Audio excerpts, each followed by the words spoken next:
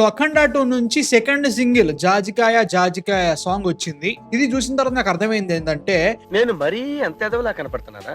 ఓ మాదిరిగా కూడా కనపడలేదా? అఖండ 2 అని చెప్పేసి మళ్ళీ అఖండానే తీస్తున్నారని చెప్పేసి క్లియర్ అర్థమవుతుంది అన్నట్టు. సేమ్ ఎగ్జాక్ట్లీ జయబాలయ సాంగ్ ఎలా ఉండేనో దీంట్లోనూ అదే సాంగ్ ఉంది. మనకి స్టార్టింగ్ అఖండ ఒక టీమ్ సాంగ్ ఉండే చూసారా ఫస్ట్ మూవీలో, అఖండ తాండవం అని చెప్పేసి ఒక సాంగ్ పెడుతున్నారు. అంతే తప్ప ఇంకా కొత్తగా ఏవి చేయట్లే అనే ఫీలింగ్ వస్తుంది. అట్లా అనుకున్నా కానీ ఈ సినిమా ఫస్ట్ మూవీకి కంటిన్యూయేషనా లేదు different story same kind of setup పెడుతున్నారా అర్థం కావట్లేదు. టెక్నికల్లీ అఖండాల స్టోరీ ఏముందని చెప్పేసి స్టోరీ మార్చారని చెప్పుకోవడానికి నాకు అదే అనిపిస్తుంది. అంటే లైక్ ఫస్ట్ మూవీలో మనకి ప్రజ్ఞా జైస్వాల్ మన బాలయ్య గారి చిన్న బాలయ్య గారి వైఫ్ గా చేశారు.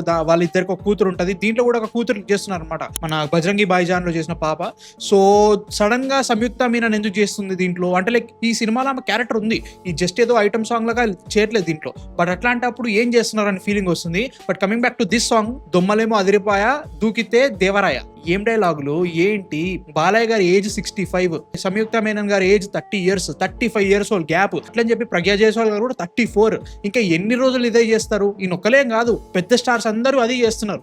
ఎందుకు ఈ దరిద్రం మాకు అర్థం కావట్లేదు. ఏమనంటే ఓ మా సినిమా కమర్షియల్ సినిమా అని చెప్పేసి ప్లస్ దీనిలో డివైన్ ఎలిమెంట్ చూపించేసి ఏదో గొప్ప సినిమా తీస్తున్నారు, ఎందుకంటే చేస్తున్నారు నాకు అర్థం కావట్లేదు. అఖండ 2 మీద నిజంగానే ఆ రేంజ్ లో హైప్ ఉందా నాకైతే తెలియట్లేదు. కింద కామెంట్స్ లో చెప్పండి.